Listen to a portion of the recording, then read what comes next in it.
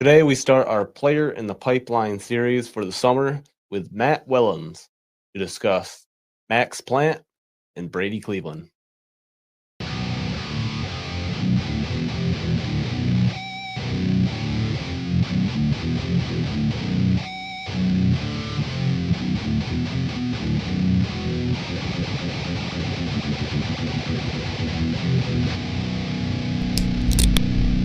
Welcome to the Griffins Pipeline Podcast. Welcome back to the Griffins Pipeline Podcast. We are a podcast brought to you by the Hockey Podcast Network, and we are sponsored by DraftKings. I'm one of your hosts, Connor. And I'm the other host, Kyle. We're a show by fans for fans. We are not officially partnered with the Grand Rapids Griffins or Detroit Red Wings. We bring you this show because we love Griffins hockey. We want to get their news to the forefront. It's officially the off season, so we decided we were going to start off our Players in the Pipeline series, and who better to start it with than talking about Max Plante. And we went out and found Matt Wellens He's from the Bulldog Insider podcast, podcast that covers the Minnesota Duluth Bulldogs, which have the prospects Max Plante and Brady Cleveland. So it's really cool to talk to him and get his thoughts on these prospects and what he's witnessed with the actual time being there covering them, unlike us trying to talk about them and not knowing anything. So yeah, it was a great discussion. We talked a lot about the Plante family and what they mean for the University of Minnesota Duluth. So really fun talking with Matt.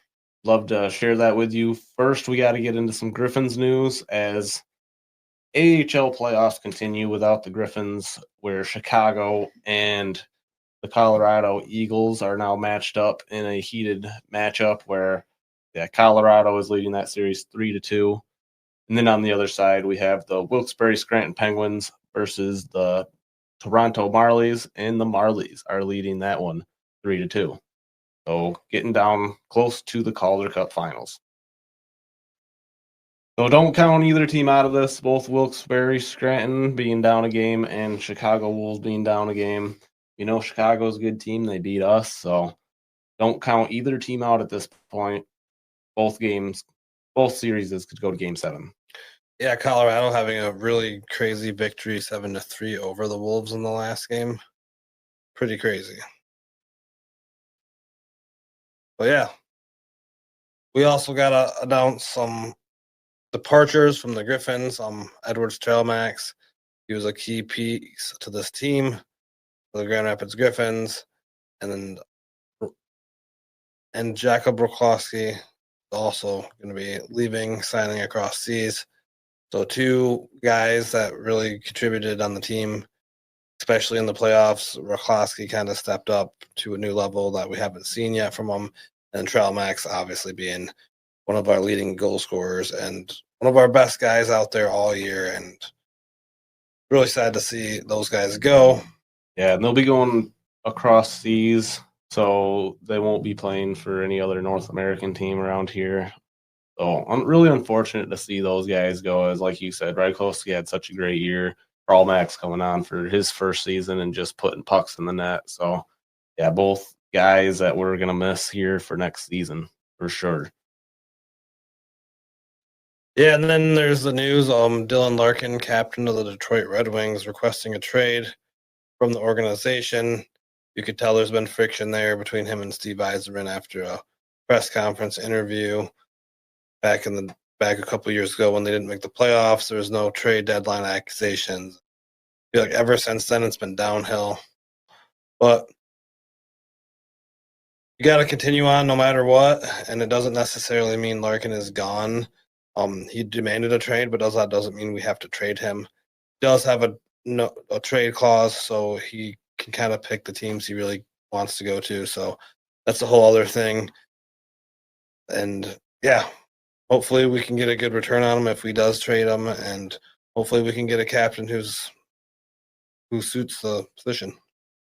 Yeah, it's really unfortunate when a franchise player like that, any organization would hate that to happen to him. But with this one, it just kind of seems like it might be more mutual than we thought with the fan reaction and just everything the way it is, the way it ended. And seemed like Larkin got a little taste of victory in the Olympics and thinks he'll never get that here. So he's going to try to go get that somewhere else, which I can't blame him there. But you're also just leaving Detroit behind where I feel like they've just given you a lot here. Stevie Y waited 14 years to win. He lost for a long time. Well, so no, not gonna trash Larkin about it. Just gonna, if I just really hope we reap the benefits out of this deal. I hope someone else has to pay a price to get them. Last little bit of news we got here. AHL has introduced a new member to the league. We have the Hamilton Hammers, who will be the New York Islanders AHL affiliate moving forward, the new team. So just want to invite them to the league and say congratulations, Hamilton, for getting back into the AHL. So now we'll have our DraftKings ad real quick before we get into our interview with Matt Wellens from the Bulldog Insider Podcast and Minnesota News Tribune. If you have not yet, hit the like on the video and subscribe. We do this for free. We always do ticket giveaways and signed puck giveaways and stuff like that too. If you're following, it's free to join. We don't charge any money or anything. So join the party, hit the like button, and let's get into that drafting.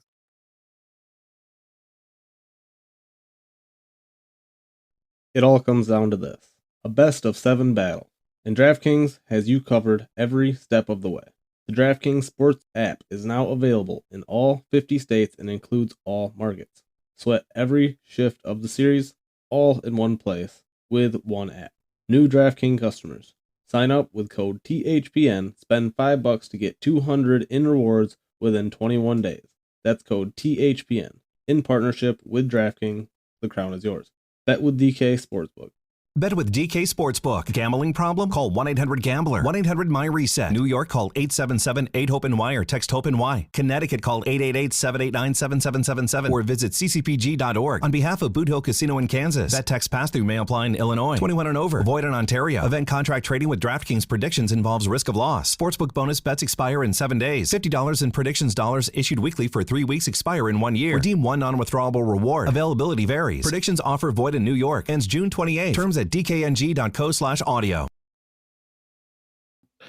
So today on the show, we have a special guest. We have Matt Wellens from the Bulldog Insider Podcast and the Duluth News Tribune.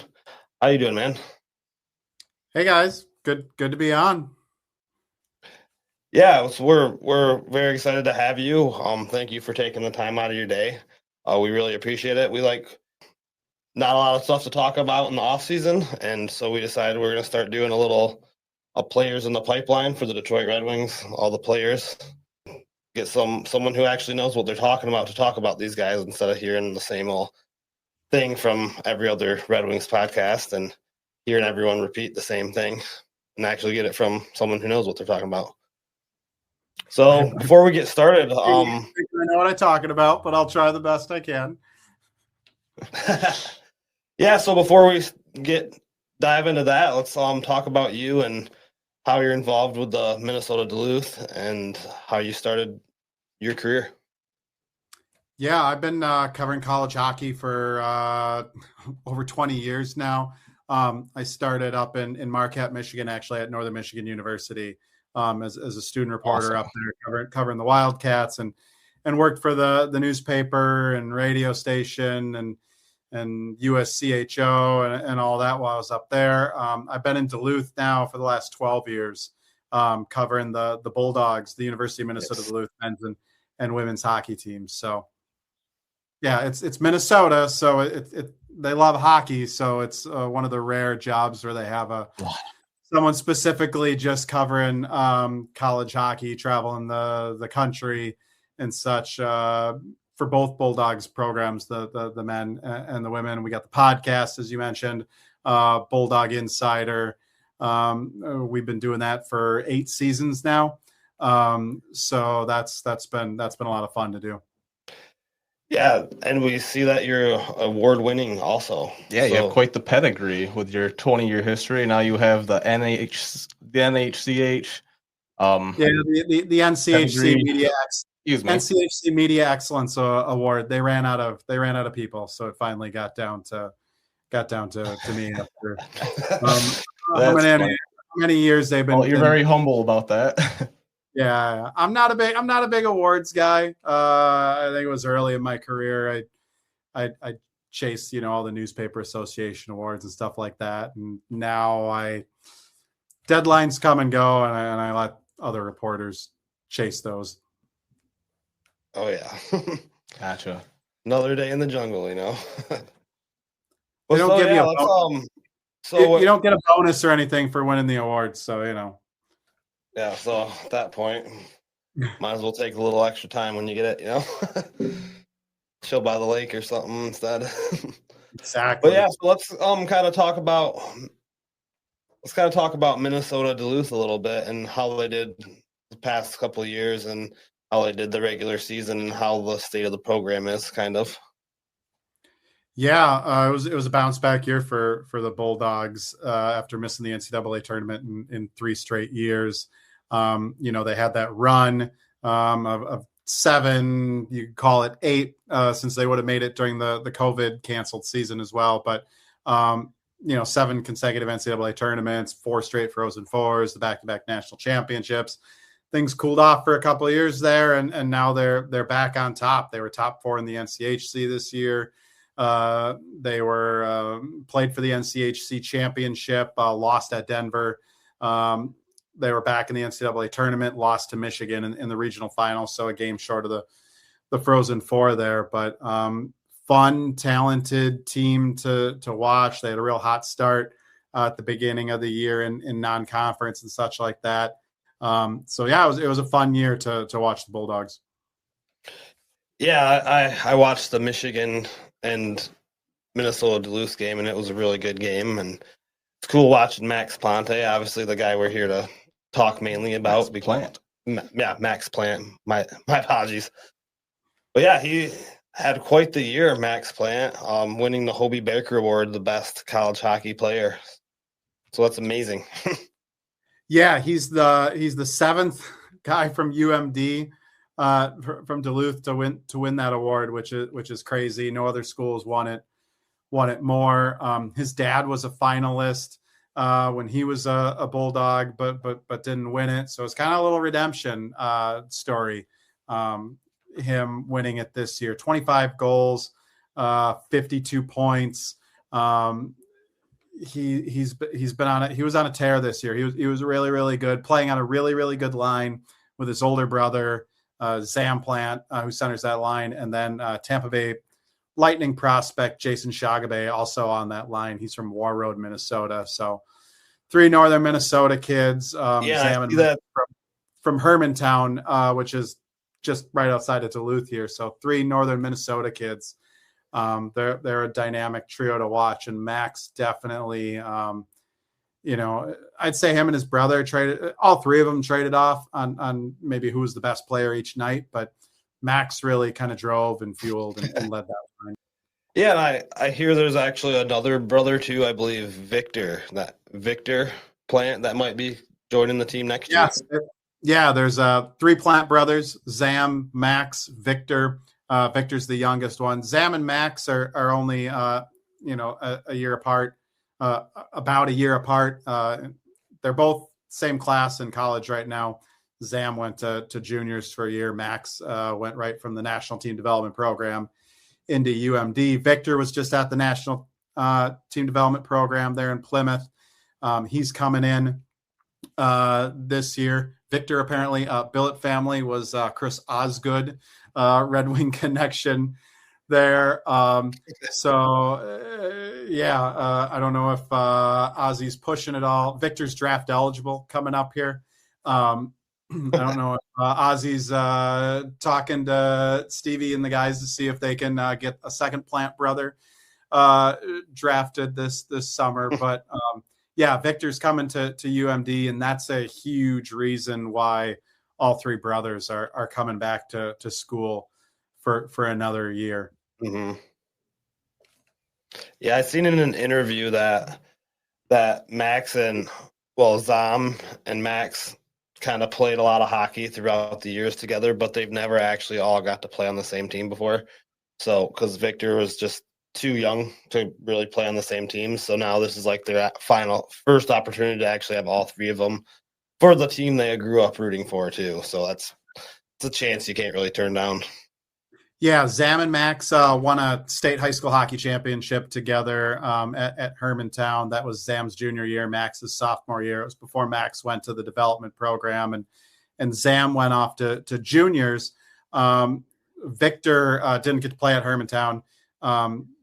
Their father, Derek Plante, Stanley Cup champion and with the Dallas Stars, Buffalo Sabres, legend. He was an assistant coach with the Blackhawks. So Victor followed mom and dad to Chicago, got to hang out with Patrick Kane and Connor Bedard before heading to the development program. But yeah, he's the baby of the family, a couple of years younger than his older brothers. So this is the first chance all three of them, besides, playing on the pond or in the backyard or driveway or anything like that. This is the first time all three of them are going to be able to play on the same team together. And they've been talking, Zam and Max, since we first had them on our podcast when they were freshmen. Since we brought them on, they'd been talking about that from the start, and picked it up once Victor had verbally committed to UMD about the three of them all playing together. So I've been saying it's got to be a dream for their parents, who've been chasing three different kids. I mean, at one time they had three kids playing in three different states. Zam was in juniors in Fargo, North Dakota. Max is in Michigan, Victor in Chicago. And now they're all going to be in. They got one game to worry about each week. And for any parents who've chased kids around in youth sports, that's the dream. Like, this is the dream season for Derek and Christy and the family to watch the three of them play together. So they'll get to play at least one game together on a line. Bulldogs coach Scott Sandelin guaranteed them. We'll see if they get any more. Zam and Max did joke it would take a lot I don't think they joked. They had mentioned it would take a lot to bump Jason Shagabay off their line there, but yeah, it'll be cool to see all three of those brothers together. Yeah, absolutely. Yeah, there's just a winning pedigree through the whole family. Even his mom, I guess, is a two sport athlete. She played softball and basketball. So yeah, she's Minnesota Duluth also. So everyone in the family is a big Minnesota Duluth.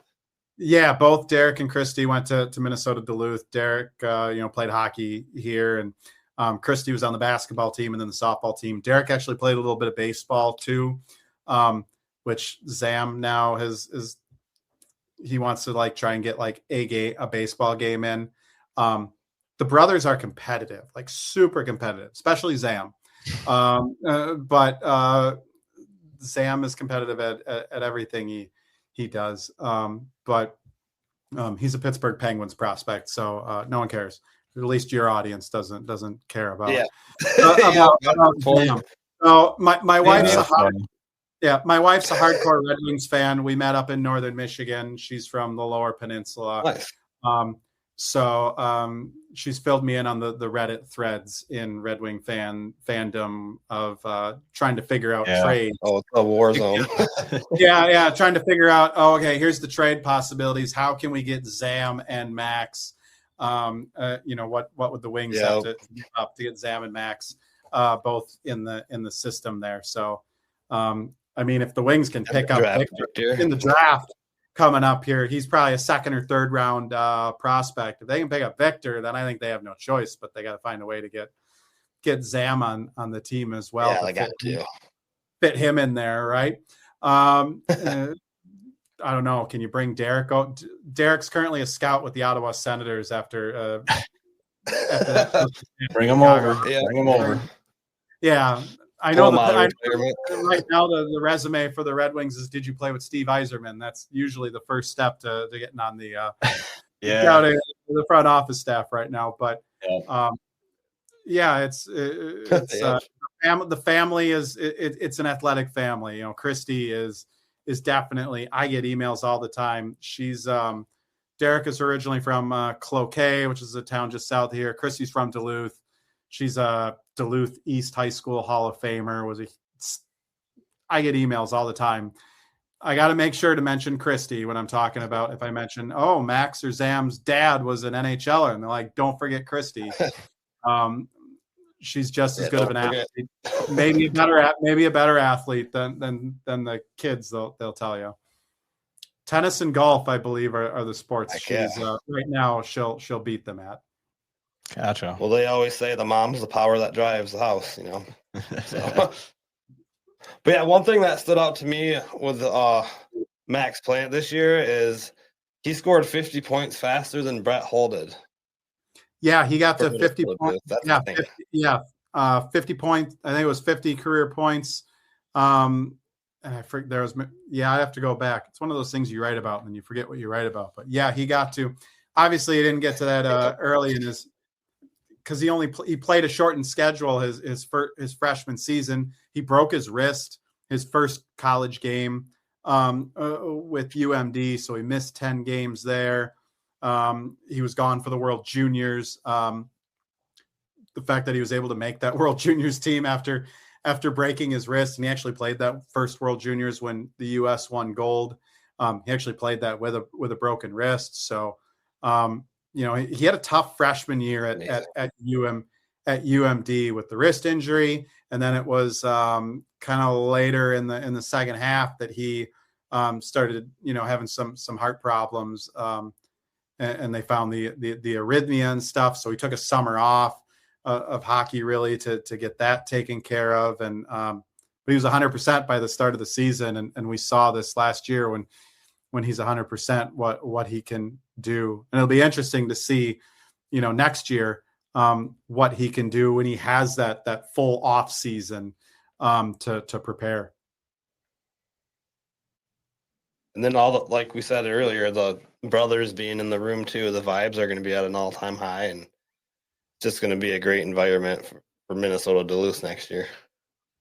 Yeah, and that, like the relationships on this team, you got the Hobey and the Plante brothers, that northern Minnesota line. Those guys went against each other in high school, actually played each other in the state championship game when Hermantown won it. They love to remind Jason Hobey of that result.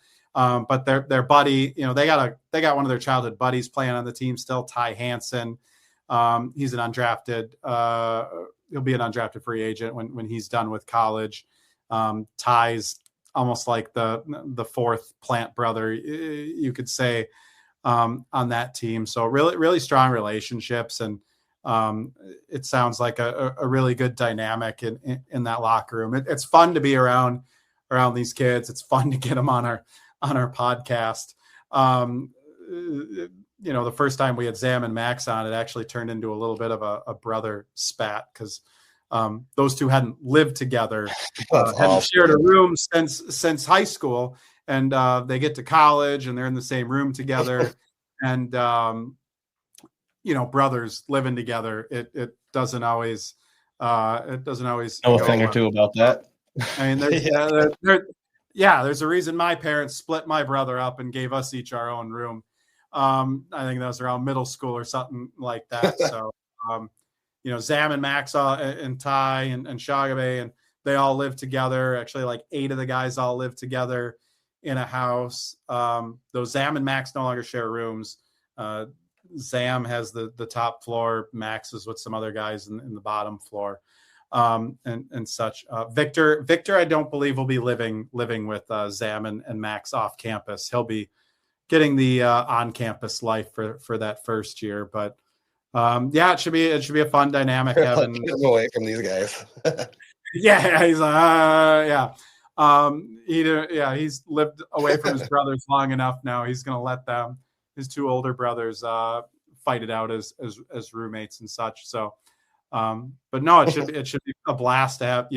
I've sort of interviewed the three of them somewhat together, or been around the three of it's brothers, right? You get them all together. I mean, at the Hobey Baker ceremony, actually before the ceremony, I was talking to Zam, and I had to shoo Victor away because he's doing little brother things behind me while Zam and I are trying to have a somewhat serious conversation. So that was my first taste of. You're like, hey, dude. That's so funny. Sandlin's going to put him on I'm going to try you guys out on a line once and see how it goes. I might bring all three of them together on the podcast once as a trial to see how it goes. And, hopefully a fight doesn't break out amongst the three of them or anything like that. So usually I skip those preseason practices, but I might have to show up to them this year just to see what that's like. Full line brawl in preseason practice. Yeah. I've seen brother brawl or in college, so it wouldn't be the first time.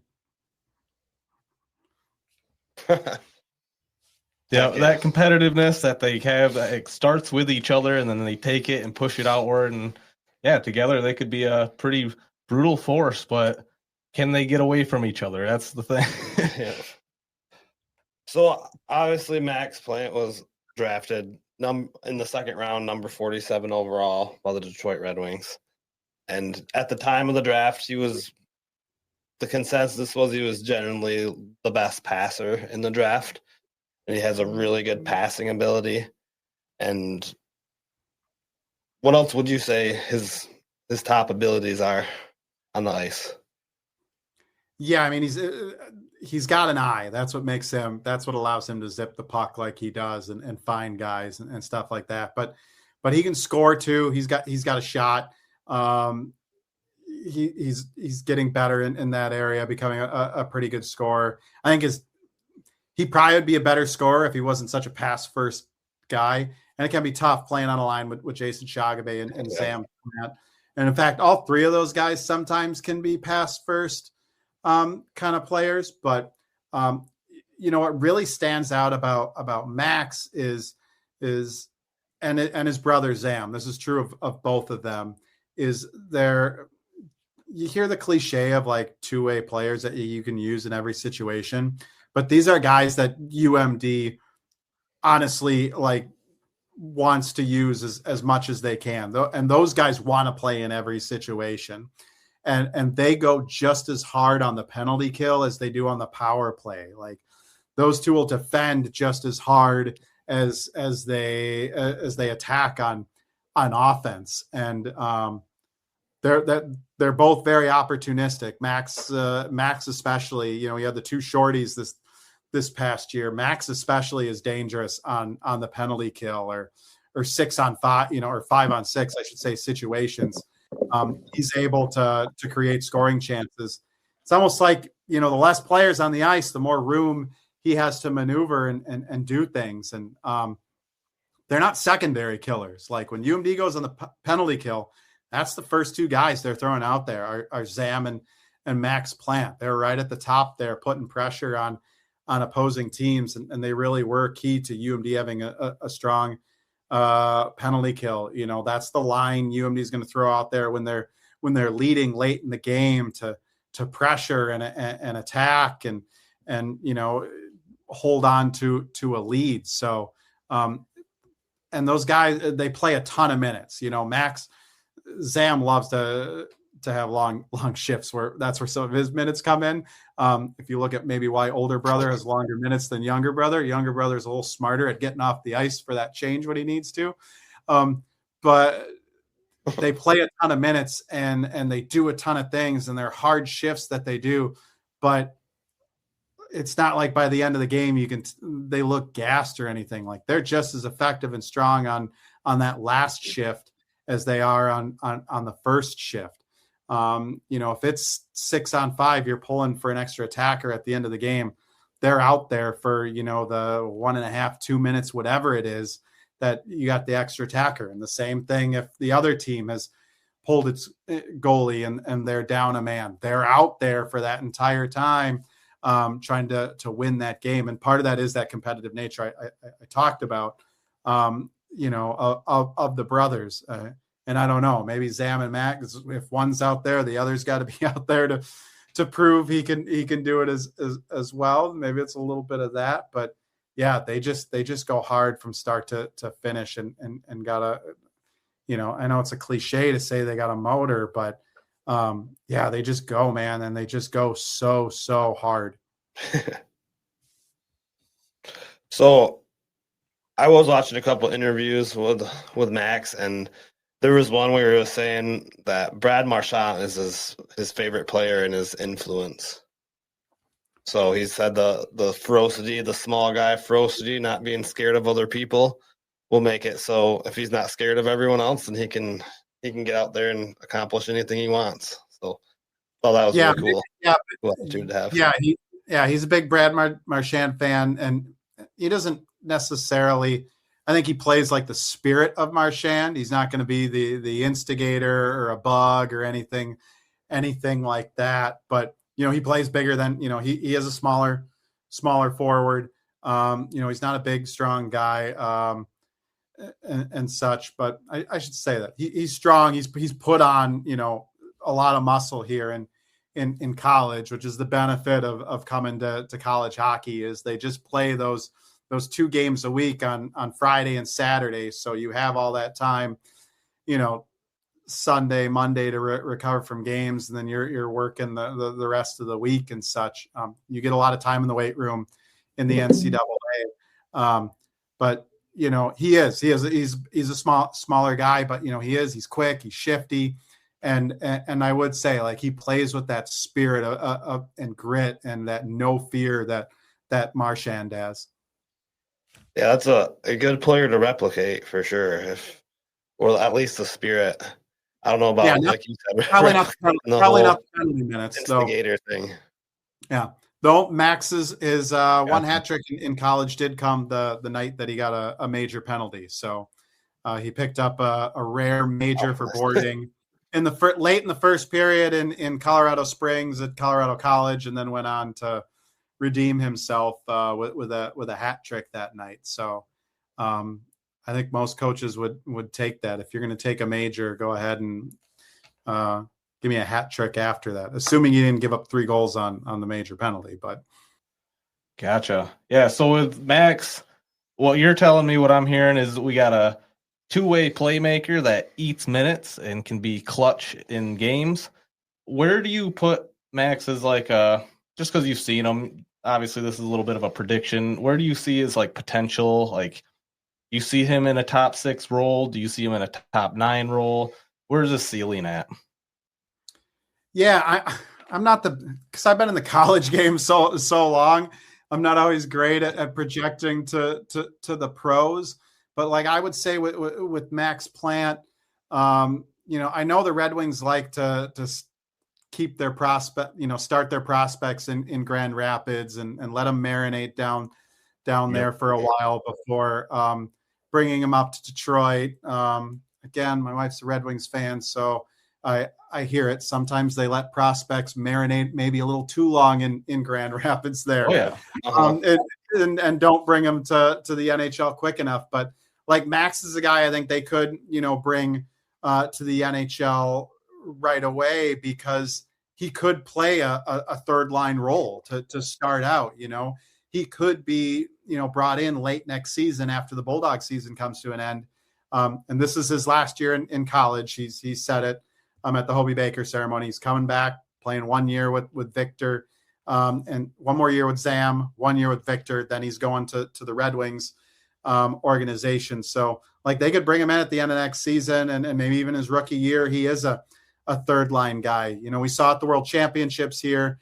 He was on Team USA and he kind of started at the top and kind of fell down the lineup, especially after Matthew Tkachuk joined the team and such. But they were able to use him in that third line, fourth line, 13th forward role. So like that's maybe where he starts on the Red Wings and then moves his way up. He can play. He's playing wing right now with the Bulldogs, but we've seen him at center on the U.S. World Junior teams. He's played, so he can play wing and center. Some of that comes from his ability to defend and such. So I think it's just going to be where he fits into that Red Wings lineup. There's a lot of different areas that they can use, but I think he could start off in the NHL, and if he succeeds there, move his way up the line chart. Yeah, and in the state of the Red Wings right now, the Red Wings are looking to move on from a couple guys that have been around, like Comfer and Rasmussen.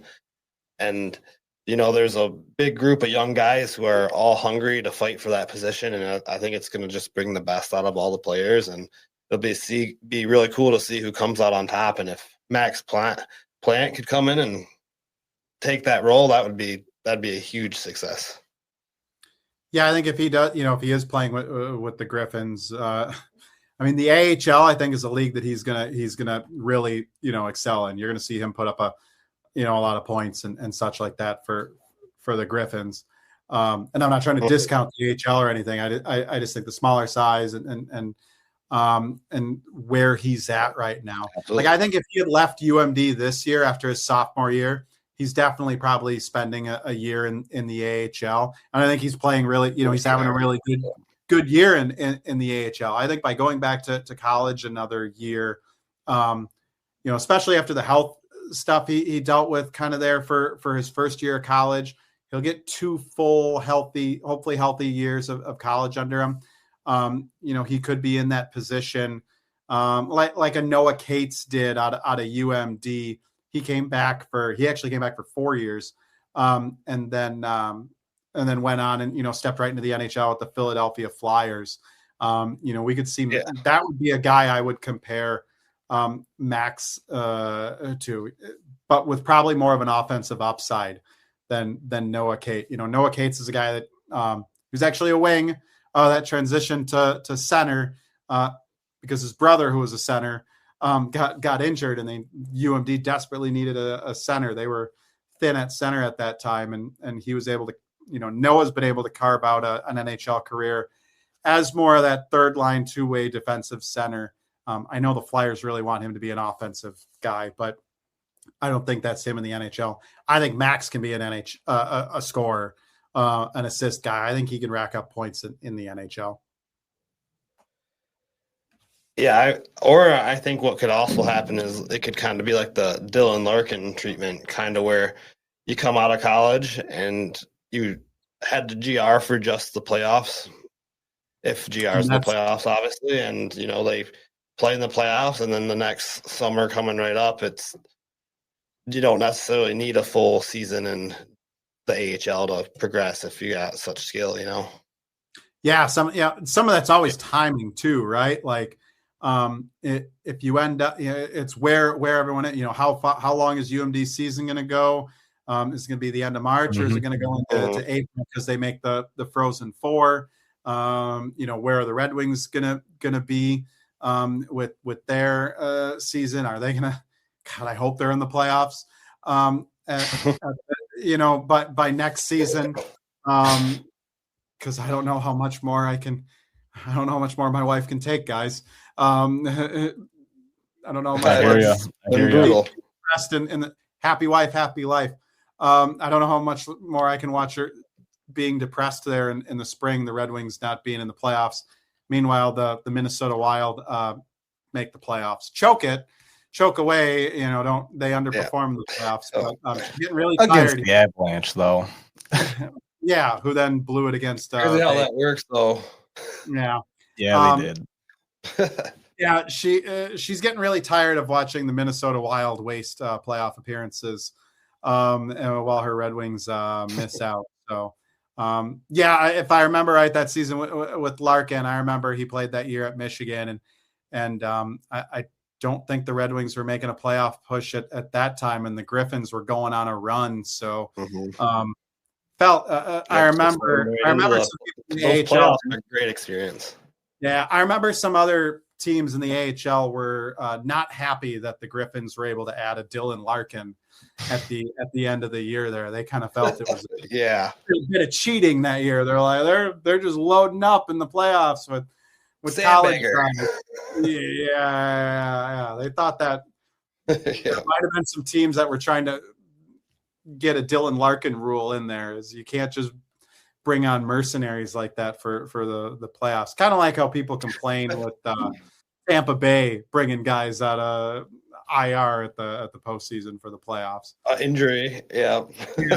Hey, like, credit to the Redwings organization. They were always they're always good and aggressive at finding good college players, either through free agency and signing them on in time for the postseason there, or they drafted some guys, and kudos to the Red Wings that, like, they let guys like a Max Plant like marinate in college. They don't rush guys to the pro level. So, like, I know the organization takes some flack sometimes for leaving guys too long in Grand Rapids, but ultimately I think, like, it is good to let guys take their time and not rush them to the pros. Oh yeah, because that can destroy confidence completely if you rush them too fast.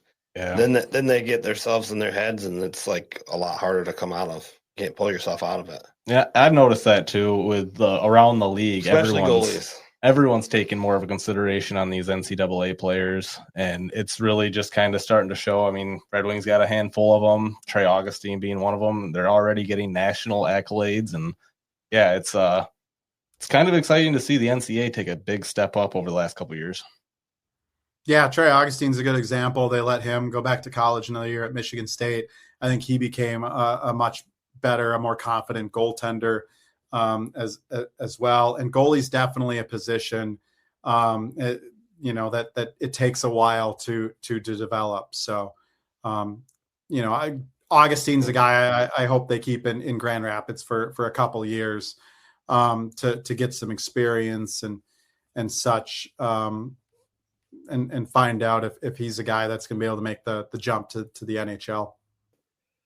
So I think that pretty much wraps up everything we necessarily wanted to talk about. Is there anything else you would like to talk about? No, I think Red Wings fans should be excited for, and I know a lot of them are, for Max Plant to eventually, get into their system. And I think if they are a little bummed that he didn't make the jump this year, I think if there's any fear, like, ooh, is he going to try and test free agency or anything like that? No, him not going to the NHL had nothing to do with him not being ready. It had nothing to do with, not wanting to play for the Wings. It was just like, he's got this rare opportunity to play with his youngest brother. Like, that's the kind of guy he is. That's kind of family he's coming from. Obviously dad playing in the NHL, they have the means that he doesn't need to make the jump to pro hockey and start making that money right away either, and such. So, he's got that, he's in a unique position. If he probably would have signed right after the season if didn't have another brother coming to play with him. So, I think they're going to get a heck of a player who's going to make an impact someday. I don't want to say he's going to be like an impact player right away, but he'll be good. And then another Bulldog to watch next season is Brady Cleveland, another second rounder year before. Oh, yeah. I forgot about that. He moved there. Yeah, Brady Cleveland's now at UMD, and he was the most. I thought he was the most improved guy from start to finish. He was pretty raw. He didn't develop much when he was at Wisconsin and Colorado College. He didn't get a ton of playing time at Wisconsin. He told us on our podcast that he probably should have went and played juniors before heading to college that quickly, but Wisconsin wanted him to come in. And then they didn't play him. So Colorado College was an okay year for him, but he's a much better player after being at UMD for a year. He's coming back to UMD for his senior year. I think he's just only going to get better. Nice. And I think at least for the Griffin, like, originally I was unsure if he was going to be a pro hockey player, but I think, he'll be a guy that could be playing on the Griffins at the end of next year. In in a six or some defenseman type role. And big guy, loves to hit. Has spent time watching video with. He studies video in the offseason with Nicholas Cronwell. So when we found that out, it actually explained. It explained a lot. Brady Cleveland does rack up penalty minutes. He is known for major penalties. And when he told us, "Oh yeah, I watched video with Cronwall," it all just clicked. He not old enough. Okay. Not old enough to watch Cronwall play, but he's like, "Oh yeah, I've seen all his videos on YouTube," and it's like, "All right, we know where you got it from." So that's he will flatten him, man. Yeah, he will flatten. That is exciting. Thanks for bringing that up. Yeah, Brady Cleveland is a fun guy. Definitely, I think could be an impact player for the Griffins, and maybe if he's able to develop more there in the NHL as well someday. I think he'd be a fun player in the AHL, throwing hits, getting into fights, stuff like that. So that's another guy to watch for. And him and Max actually in the later part of the season saw a lot of playing time together instead of Ty Hansen and Adam Kleber, who's another big, strong Buffalo Sabres prospect. That was kind of the defensive pairing you saw a lot with the Plants and Shagabay. At the end of the year, Graydon Seatman, guy out of the Western Hockey League who's been playing with Brady Cleveland. We saw a lot of those two playing with Zam and Max. So, and Brady, again, really improved his puck moving and helped fuel some of that offense that line was able to produce. So it'll be cool to see how he progresses. But yeah, there's going to be an instant dynamic right there with a couple Red Wings prospects in Cleveland and Plant. Yeah. So before we head out of here, would you like to let everyone know where they can find you and your content? Yeah, Duluth News Tribune, DuluthNewsTribune.com/Bulldog Insider, or a shortcut, Duluth.com/Bulldog Insider. You can find all my content from Bulldog Hockey at that address. We have the Bulldog Insider podcast, which you can find on Apple Podcasts, Spotify, YouTube, and then I'm on almost all the socials at Matt Wellens. A little more active on Blue Sky than anything else, but you can find me all on those. Oh, interesting. I'll have to add you on there. Awesome. We just started Blue Sky also. But yeah, everyone check out Matt's stuff.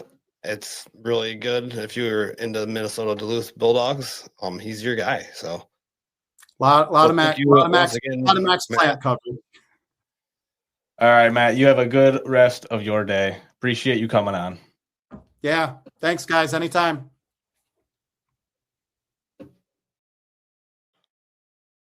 So thank you, Matt Wellens, for coming on and talking about Max Plant and teaching us a lot about the prospect that we might soon see here in Grand Rapids and possibly in Detroit someday.